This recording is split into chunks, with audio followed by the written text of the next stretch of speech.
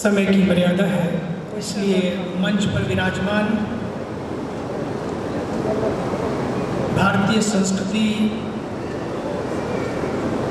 और संस्कारों को सदैव अपने जीवन में जीने वाले, जीने का संकल्प कराने वाले भारतीय संस्कृति के ज्योतिर्धर, भारत की ही नहीं पूरे विश्व की एक ऐसी महानतम संस्था, जो संगठन अपने आप में अद्भुत है, अलौकिक है,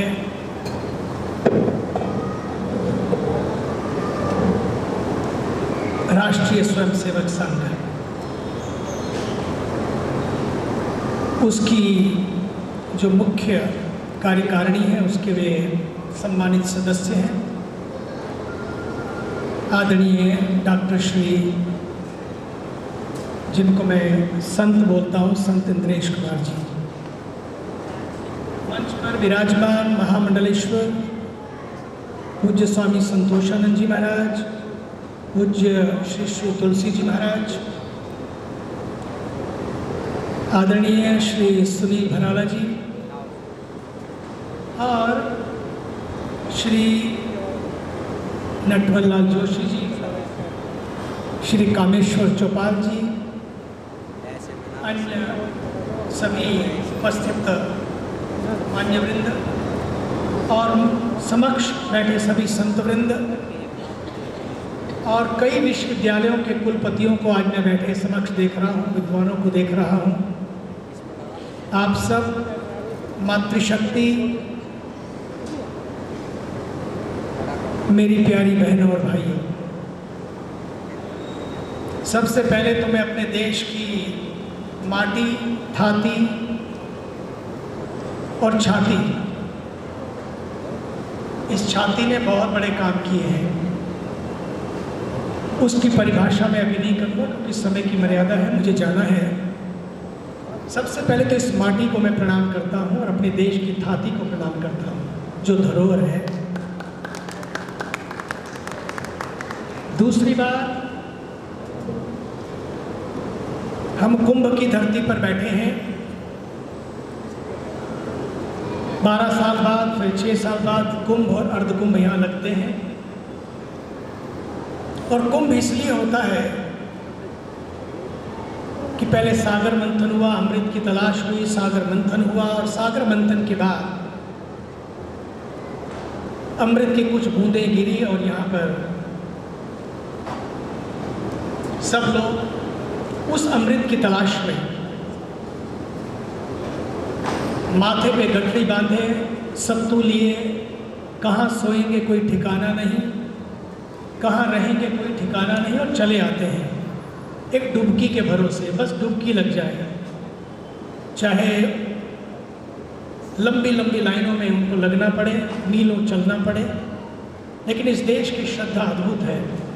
हमने देखा पिछले कुंभ में 10 करोड़ से ज़्यादा लोग यहाँ पर आए और उत्तर प्रदेश में भारतीय जनमानस को आंदोलित करने वाले इस देश के यशस्वी, तपस्वी, ऊर्जावान प्रधानमंत्री के नेतृत्व में एवं आदरणीय कर्मयोगी योगी श्री आदित्यनाथ के संचालन में जो कुंभ लगा, 250 मिलियन 25 करोड़ लोगों ने वहाँ पर उस धरती पर डुबकी लगाई। ये इस देश की श्रद्धा है, अद्भुत है, अद्भुत श्रद्धा है। लेकिन आज मुझे लगता है वो सागर मंथन की यात्रा जो अमृत की तलाश में थी, आज स्वयं के मंथन की यात्रा बने। सागर मंथन से स्वयं मंथन करना है। वो इसलिए ज़रूरी है कि सभी विप्रवृंद, हमारा धर्म, हमारा कर्म, हमारे मर्म कहाँ थे, क्या थे और क्या हो गए, हम कहाँ खड़े हो गए आज, कि आज अपने ही देश में अपनी ही संस्कृति और संस्कारों पर जिस तरह की छोटी छोटी बात को लेकर विवाद खड़े किए जा रहे हैं, उन सब बातों को लेकर हमें किस दिशा की ओर मुड़ना है, एक समय था इस देश में महाभारत हुआ, लेकिन आज समय आया है इस देश को किसी महाभारत की आवश्यकता नहीं है। इस देश को महान भारत बनाने की आवश्यकता है। इसलिए इस फरसे को भी फिर से परिभाषित करने की आवश्यकता है। इस परशु को भी फिर से संस्कारित करने की आवश्यकता है। अब ये परशु किसी का गला काटने के लिए नहीं, जैसा कि बताया जाता है, चाहे वो कल्पना है, लेकिन आज यही विश्वविद्यालयों में पढ़ाया जा रहा है कि माइथोलॉजी है। मुझे याद है कि 42 साल पहले जब मैं अमेरिका में था, मैंने वहाँ के विश्वविद्यालयों में पढ़कर बच्चे आते, कॉलेज से बच्चे पढ़कर आते और आकर उनकी आंखों में आंसू होते कई बार कि माँ बाप तो कुछ और बताते हैं लेकिन घर में कुछ और बताया जाता है। वो भ्रमित हो जाते कि हिंदू संस्कृति है क्या। इसलिए हिंदुत्व पर भी वहाँ खतरा मंडराया और पिछले साल 40 विश्वविद्यालयों को इकट्ठा करके कुछ लोगों ने हिंदुत्व को लेकर भ्रमित करने का प्रयास किया। लेकिन जैसा कि हमारे संत इंद्रेश जी ने कहा, सनातन था, सनातन है और सनातन रहेगा। लेकिन हम भी भ्रमित ना रहे। हमारे अपने बच्चे, छोड़िए दूसरों की बात, पश्चिम की बात, हमारे बच्चे भी बहुत भ्रमित हैं। इसलिए उस समय हम लोगों ने इंसाइक्लोपीडिया ऑफ हिंदुइज्म, हिंदू धर्म विश्वकोश, उसकी सबसे पहली मीटिंग अमेरिका में हुई और भारत की मीटिंग काशी संपूर्णानंद संस्कृत विश्वविद्यालय में हुई, जिसमें काशी नरेश भी थे और बड़े बड़े विद्वान थे। तब से लेकर 1987 से लेकर वो यात्रा 25 साल लगे। वो विश्व हिंदू धर्म विश्वकोश बना, आज विश्व के सभी विश्वविद्यालयों में पहुंचा। काफ़ी भ्रांतियां दूर हुई, लेकिन अभी भी बहुत कुछ करने की आवश्यकता है। इसलिए मैंने कहा कि हमें 3 चीज़ों को, कल्चर, नेचर और फ्यूचर, हमारी संस्कृति, हमारी प्रकृति और हमारी संतति, संतति ही हमारा फ्यूचर है, नहीं तो किस बात का फ्यूचर। कल्चर के लिए जैसा कि आदरणीय संत हृदय जी ने कहा, इस माइथोलॉजी को हमें नकारना होगा। ये कल्पना है, इसे हमें काटना होगा। इसलिए इस कल्चर में जो परशु के लिए परिभाषाएं दी गई, उस सबको पुनर्भाषित करने की, परशु काटने के लिए नहीं, बांटने के लिए नहीं, बल्कि दीवारों को गिराने के लिए, दरारों को भरने के लिए, दिलों को जोड़ने के लिए वापस इस परशु की संभावनाओं को तराशा जाए, तलाशा जाए और उसको उद्भाषित किया जाए, परिभाषित किया जाए, संस्कारित किया जाए। इसके लिए अगर इस कल्चर को बचाना है, संस्कृति को बचाना है, बड़े बड़े विद्वान चले गए और आज इंद्रेश जैसे संत भी धीरे धीरे विदा होंगे, कोई परमानेंट नहीं है, आप भी जाएंगे। इसलिए आज इतने सारे विद्वान यहाँ बैठे हैं। मैं कहना चाहूँगा, अगली मीटिंग जम्मू कश्मीर से बैठे हैं, तमिलनाडु से बैठे हैं, वाराणसी से बैठे हैं, अन्य विश्वविद्यालयों से बैठे हैं, उत्तराखंड से बैठे हैं। मैं तो कहूँगा श्री उत्तराखंड के कुलपति श्री देवी प्रसाद त्रिपाठी जी, एक सारे कुलपतियों का एक हम लोग परमार्थ निकेतन ऋषिकेश में एक बैठकर 3 दिन का चिंतन शिविर करें, जिसे हमारी माइथोलॉजी माना जाता है। आप भले ही कुछ भी बोलकर चले जाएं, आज भारत के उस हर बच्चे के, कल कोई बच्चा बैठा था मेरे पास, वो किसी कथाकार का बेटा है, उसने मुझे कहा, मुझे तो लगता है कि बहुत सारी चीज़ें जो ठीक से समझाई नहीं जा रही हैं, मुझे खुद भी भ्रमित करती हैं। मैं तो विज्ञान में मानता हूँ। आज समय आया है उन सब के लिए, हमें व्हाट्सएप ज्ञान का नहीं बल्कि वैज्ञानिक ज्ञान का। हमारे ऋषियों का ज्ञान व्हाट्सएप ज्ञान नहीं है, वो वैज्ञानिक ज्ञान है। तो व्हाट्सएप ज्ञान से वैज्ञानिक ज्ञान जो हमारा है, उससे परिचय कराने के लिए एक समिति बने। काशी हिंदू परिषद समिति बैठी है मेरे सामने, विश्व हिंदू परिषद के श्री कामेश्वर उपाध्याय जी बैठे हैं सामने, अन्य सभी विद्वान बैठे हैं। मैं चाहूँगा, जम्मू कश्मीर से हमारे कुलपति जी बैठे हैं, मैं चाहूँगा एक ऐसी समिति बने जो हमारे पुराणों में इस तरह की बातें जिस पर लोग उंगलियां उठाते हैं, जो बाद में थोपी गई हैं, मनुस्मृति में जो इस तरह की बातें जो बाद में लाई गई हैं, उस पर जो भी खर्च होगा आप आइए परमार्थ निकेतन में रहकर इसके ऊपर करें, ताकि आने वाली पीढ़ियों के लिए, आने वाली पीढ़ियों को कोई भ्रांतियां हम छोड़कर ना जाएं, ताकि उनको गौरव हो कि माइथोलॉजी नहीं है तो यही जीवन है, यही हिंदुत्व है, यही ज्ञान की गंगा है। दूसरा, परशुराम जी के बारे में भी बहुत ज़्यादा कहीं पर अगर देखें एक जगह पर सही तरीके से ज्ञान नहीं मिलता। मैं तो चाहूँगा आप इसको भी लें कि वहाँ बैठकर एक चिंतन हो और इस पर हम आगे बढ़ाएं। अंतिम बात, बहुत सारी बातें मन में हैं लेकिन आज इतना ही। अंतिम बात, जो कल्चर की, संस्कृति की ये बात हुई, लेकिन हम बात करें, और ये संभव है, मैं इसलिए कहता हूँ, हमारे देश में एक ऐसे प्रधानमंत्री हैं जो संस्कारी प्रधानमंत्री हैं, इसलिए सरकार भी सरकार नहीं है बल्कि संस्कारी सरकार है। संस्कारी सरकारें हैं। कहाँ टाइम मिलता है सवेरे योग करने का? इनमें से आप लोग में से जितने बैठे हैं, बहुत सारे लोग, जल्दी जरूरी नहीं है कि रोज योग करते होंगे, लेकिन देश का प्रधानमंत्री रोज योग करता है।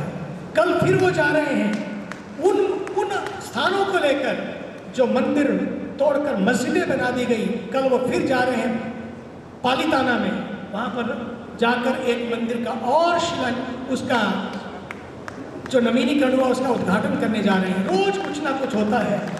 मैं चाहता हूँ वे वो अपना काम करें, आप अपनी अपनी गली से, अपने अपने गलियारों से, अपने अपने घरों से आप काम करें, बहुत बड़ा काम होगा। अंतिम बात, परशुराम का ये परशु, इस परशु के लिए मैं कहना चाहूँगा, अब हमें पर्यावरण के परशु की आवश्यकता है।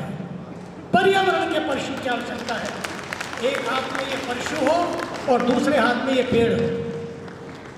पर्यावरण भीतर का भी दूषित हो रहा है, इसलिए जो ये समस्याएं आती हैं, ये समस्याएं इसलिए आती हैं क्योंकि लोगों के विचार दूषित हो गए हैं।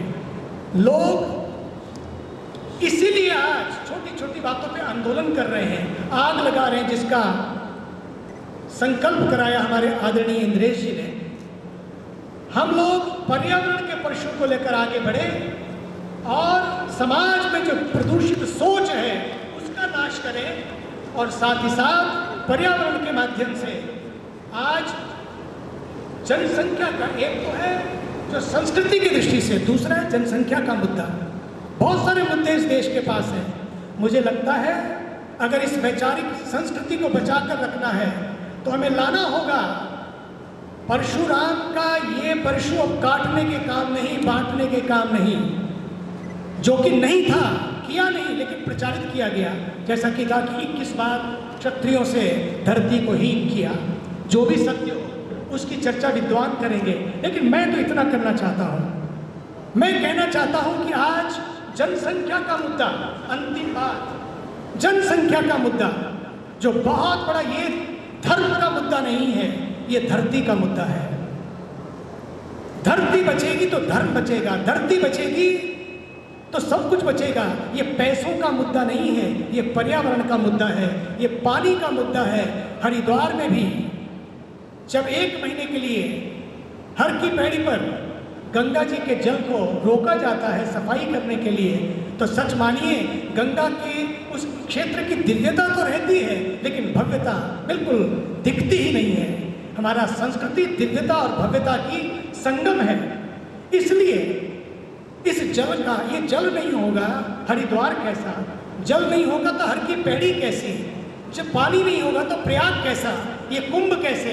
इसलिए जल बचा रहे, पर्यावरण बचा रहे, प्रकृति बची रहे, ज़्यादा से ज़्यादा हमें पेड़ लगाने होंगे। ये भी गोबर का गमला है, गमले भी गोबर के लिए, प्लास्टिक के नहीं, गोबर के गमले हों जो सीधे सीधे बोए और सीधे सीधे उस जल को सिंचित करें।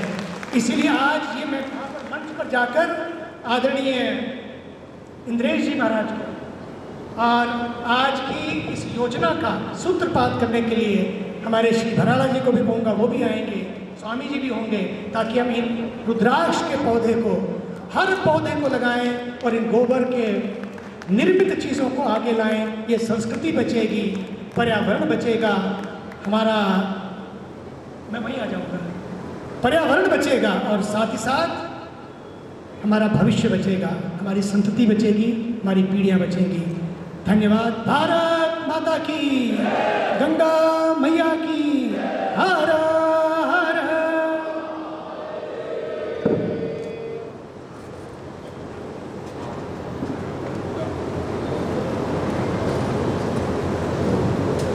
पूज्य स्वामी जी का आप सभी ने अत्यंत ओजस्वी उद्बोधन सुना और पूज्य स्वामी जी एक वृक्ष जो कि प्रतीक है पर्यावरण का, उसके संरक्षण का तो समर्पित कर रहे हैं सभी संतों को। मैं परशुराम परिषद की ओर से उनका हार्दिक धन्यवाद ज्ञापित करता हूँ। और एक व्यवस्था संबंधी सूचना है, यूपी 15 CF 5222 करके कोई कार है जो कि आश्रम के गेट पर खड़ी है। कृपया हमारी आवाज़ सुन रहे हो तो उस कार को एक किनारे कर दें जिससे आने जाने की सुविधा हो सके। आज के इस कार्यक्रम में हम सब लोगों के ऊपर कृपा पूर्वक यहाँ पधारे हुए महामंडलेश्वर योगी हितेश्वर नाथ जी महाराज वृंदावन से आए हैं, मैं उनका यहाँ स्वागत करता हूँ।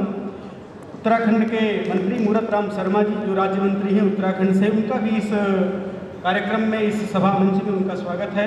महंत श्री रामनिवास जी पुरी गोवर्धन मथुरा, महंत श्री देव मुरारी जी वृंदावन, श्री राम कुमार शास्त्री जी मथुरा, माया प्रकाश शर्मा जी मेरठ, ये सब महानुभाव भी इस अवसर पर हम सब लोगों का यहाँ सम्मानवर्धन करने के लिए और इस कार्यक्रम का आनंद लेने के यहाँ पधारे हैं। मैं परशुराम परिषद की ओर से सभी का हार्दिक स्वागत, वंदन एवं अभिनंदन करता हूँ। अब इस क्रम में जो हमारे मध्य मंच को अलंकृत कर रहे हैं, जिन्होंने राष्ट्रीय स्वयंसेवक संघ में बाल्यावस्था से ही अपना योगदान किया है, राम जन्मभूमि तीर्थ ट्रस्ट के कार्यक्रमों में सक्रिय हैं, राम जन्मभूमि आंदोलन में जो जुड़े रहे हैं और संप्रति विश्व हिंदू परिषद के दक्षिण प्रांत के प्रांतीय अध्यक्ष हैं, आदरणीय माननीय श्री कामेश्वर चौपाल जी, आपसे प्रार्थना है, कुछ स्वामी जी कार्याधिक्य के कारण, किसी अन्यत्र कार्य में व्यस्त होने के कारण मंच से प्रस्थान कर रहे हैं, हम उनका धन्यवाद ज्ञापित करते हैं और आदरणीय श्रद्धेय श्री चौपाल जी से, कामेश्वर चौपाल जी से प्रार्थना करते हैं कि हम सभी का